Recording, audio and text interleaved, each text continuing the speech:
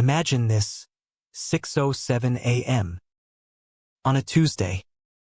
The kind of quiet that only exists in neighborhoods where even the birds are on a schedule. And then crash. A grown man in $400 loafers vaults a 6-foot fence like he's auditioning for an action movie nobody asked for. He lands in our mud. Our bull Brutus, 2,000 pounds of pure bovine nope, lifts his head, snorts once, and decides this khaki-clad trespasser has personally insulted his breakfast. The man screams. Brutus charges. And in under 12 seconds, the HOA's favorite clipboard warrior is gone. Poof. Like he was edited out of reality. I stood there in bunny slippers, still holding yesterday's egg skillet, watching the whole thing on the baby monitor like it was live TV. And that, friends, was the moment our sleepy little slice of suburbia turned into a full-blown conspiracy thriller with a side of dark comedy. My name is Mara.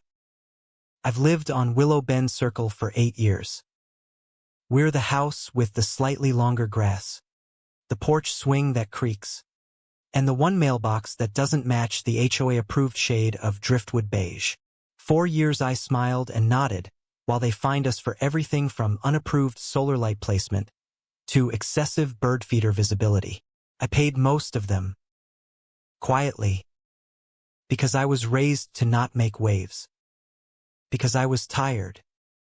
Because every time I pushed back, even politely, the neighborhood Facebook group lit up with comments calling me difficult, entitled, that woman who thinks rules don't apply, so I swallowed it. I let them paint me as the problem. I let them win the narrative. Until the morning Franklin Vance decided my unpermitted garden gnome, yes, one gnome was worth felony-level trespassing. Franklin was the HOA's golden boy. Volunteer enforcement officer. Proud owner of 17 laminated violation notices. And the only man I've ever seen iron creases into cargo shorts. He carried that clipboard the way priests carry relics. 2 weeks earlier he'd fined us $300 because the shadow of our rain gutter encroached 0.8 inches onto the common area at exactly 12:03 p.m. Solar noon. I paid it. Didn't argue. Just transferred the money and went back to watering tomatoes. But Franklin wanted more than money. He wanted perfection. And perfection, apparently, required him to climb my fence at dawn with night vision binoculars and a measuring tape. The security cam caught it all. Him crouching. Him glancing around like a cartoon burglar. Him launching himself over the rail like he was storming Normandy. Him landing ass first in Brutus's favorite wallow spot. And then, oh sweet mercy, the look on his face when Brutus stood up. I've never heard a man make a noise like that. Started as a yelp, graduated to a shriek, and ended in a high-pitched agad that echoed off the vinyl siding 3 houses down. Brutus didn't even break into a full run at first. He just trotted. Casually. Like he was taking the trash out. But Franklin sprinted like his loafers were rocket-powered. He hurdled the birdbath. He pinballed off the lavender bed. He left one shoe behind like Cinderella on a bad acid trip. And then he hit the tree line at the back of our lot and simply ceased to exist. No rustle. No scream. No branches snapping. Just gone. I called 911 still wearing the bunny slippers. Ma'am, is this a prank call? No. My bull just chased the HOA guy into the woods and now he's missing. A long pause. Your bull? Yes. Brutus. He's registered. He has papers. He's very opinionated about personal space. They said they'd send someone. They didn't. My husband Nate came out rubbing sleep from his eyes, still holding the socket wrench he'd been using on the fence last night. Nate used to design firewalls for banks. Now he designs better fences and talks to cows. He looked at the single loafer sitting in the grass like a sad, abandoned prop. "Did Brutus eat the HOA?" he asked, dead serious. I pointed at the clipboard. It was stuck upright in the rosemary bush like a javelin. Brutus wandered back, chewing contentedly on what looked suspiciously like the corner of a laminated violation notice. That's when the first real chill hit me. Because in Crestwood Glen, the manicured kingdom next door, people lost their minds if someone parked a car 2 inches over the line. But the literal disappearance of their top enforcer. Crickets. No group text. No concerned knocks. Nothing. Nate's paranoia kicked in immediately. He grabbed the walkie-talkie Franklin had dropped. Heavy. Military grade. Not the cheap kind you buy at Walmart. He fiddled with it until a burst of static spat out. Target acquired, perimeter secure, proceed to phase 4. Nate's face went pale. That's not a neighborhood watch channel. That's encrypted tactical. We reviewed the footage again. Everything normal until Franklin hit the trees. Then 10 minutes of perfect black. Not a glitch. Kill switch. Someone had remote accessed our cameras. From inside the neighborhood. That's when I stopped being quiet. I'd spent years letting them define me. The difficult one. The troublemaker. The one who doesn't understand community standards. But now they'd crossed into felony territory. And I was done smiling. First stop, Prudence Hargrove. HOA president. Queen of the cul-de-sac. Her house looked like it had been photoshopped into reality. Every blade of grass the exact same length. Every shutter the exact same angle. She answered the door in a cashmere cardigan and a smile that could cut glass. "Mara, dear. To what do I owe this early visit? Franklin trespassed. Jumped my fence. Got chased by my bull. Hasn't been seen since. Police won't even take a report. Care to explain?" She tilted her head like I was a child having a tantrum. "Franklin is simply taking some personal time. He's been under a lot of stress lately. Community standards can be taxing. He was chased into the woods by a 2,000-pound animal," I said slowly. "Passion can lead us down unexpected paths," she replied, voice syrupy. "I'm sure he'll return when he's ready to resume his duties." She shut the door. Softly. Like she was closing a vault.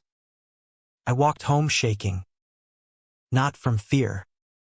From rage. The kind of rage that makes you dangerous because it's patient. That night, Mrs. Delaney, 89, half-deaf, but sees everything, beckoned me over while watering her petunias.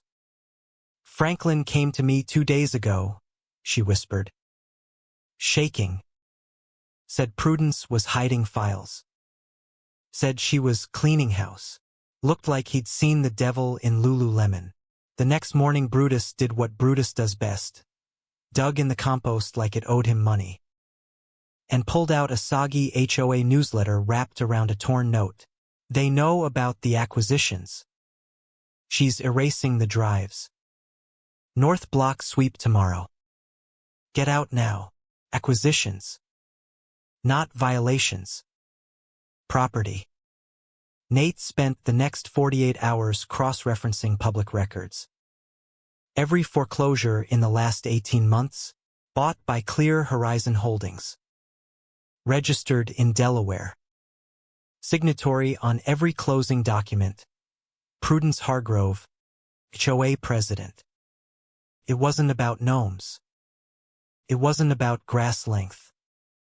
It was about land. about pushing people out with impossible fines until they defaulted. Then buying cheap. Flipping high.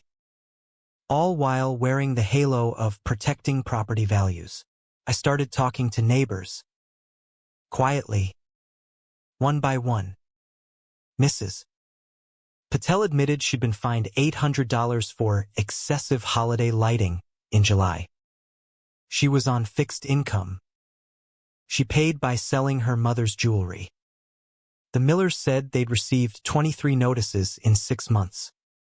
They were 3 payments behind. Prudence had personally offered to help them find a buyer. Angela from 2 doors down whispered, "Franklin told me she keeps the real files in her garage. Said if anyone found out, she'd make them disappear. Like she did him. The night after that conversation I saw her. 1:23 a.m. Prudence in a trench coat and gloves, slipping a thick envelope under Angela's gate. I filmed it from the upstairs window. Nate enhanced the footage. The envelope had one word written on it. Final. We had motive. We had pattern. We needed proof. Conveniently, the HOA announced a community-wide exterior excellence review. Translation: Prudence wanted eyes on every yard, including ours. Perfect cover for us to slip into hers. Nate bypassed the gate lock in 7 seconds. We found the filing cabinet behind bags of organic mulch. Combination: 1234. Of course it was. Inside, goldmine. USB drives labeled by address. Maps with color codes. Green equals compliant. Yellow equals pressure point. Red equals high resistance. Our house had a screaming red circle around it. Handwritten note: problem resident. Persistent non-compliance. Escalate containment protocol. And then the folder labeled Vance reassignment. It detailed his disciplinary review for questioning board decisions. Last page. Handwritten in Prudence's perfect cursive. Silence preferred. Relocation if necessary. Relocation. Nice word for erasure. We copied everything. Slipped out. And waited. That night the drone came back. Tiny. Silent. Red light blinking. Brutus lost his mind. Charged the fence. The drone retreated, straight to Prudence's roof. She knew. So we invited the neighborhood to a Brutus appreciation barbecue. Free burgers. Free beer. And free truth. People came. They listened. They shared stories. The anger built like a summer storm. Then the phone rang. Blocked number. Mara, it's Franklin. Voice shaking. They're watching everything. Don't trust the board. I have the last drive. I'm in the old cabin off Route 9. Help me. He was alive. Detective Elena Cruz arrived the next day. Listened to the walkie-talkie clip. Looked at the files. Didn't blink. That's private security grade encryption. This isn't HOA drama. This is organized crime. Final nail. Brutus dug up Franklin's phone from the compost. One surviving video.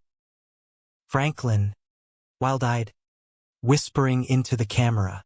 If I disappear, it wasn't the bull. It was them. They have everything. Voice logs. Bank records. Don't believe the emails. They're coming for everyone. We set the trap. Decoy laptop in the garage. Fake whistleblower folder open. Window cracked.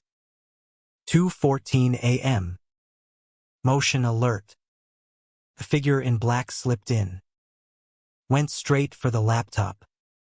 Plugged in a drive. Nate hit the lights. Brutus roared. I stepped out with the cast iron skillet, same one from that first morning. The man froze.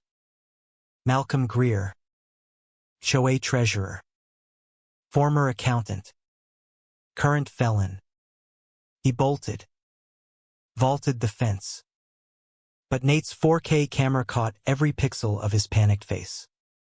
48 hours later, 3 unmarked cars rolled up. Prudence answered her door in silk pajamas.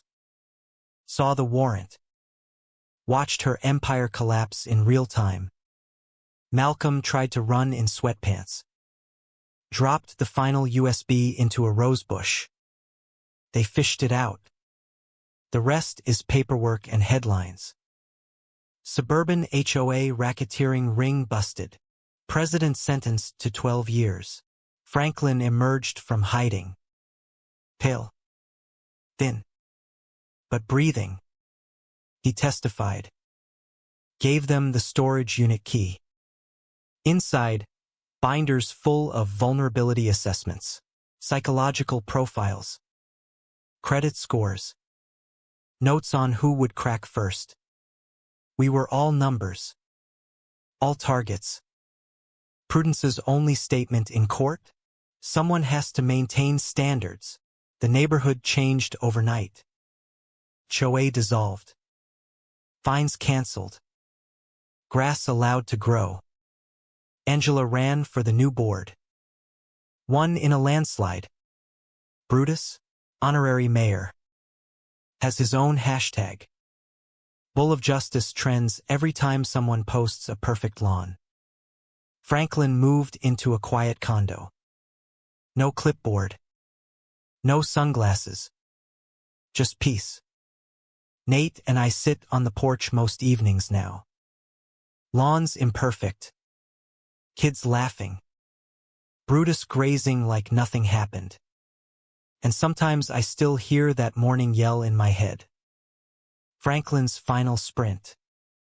Brutus's snort. The silence after.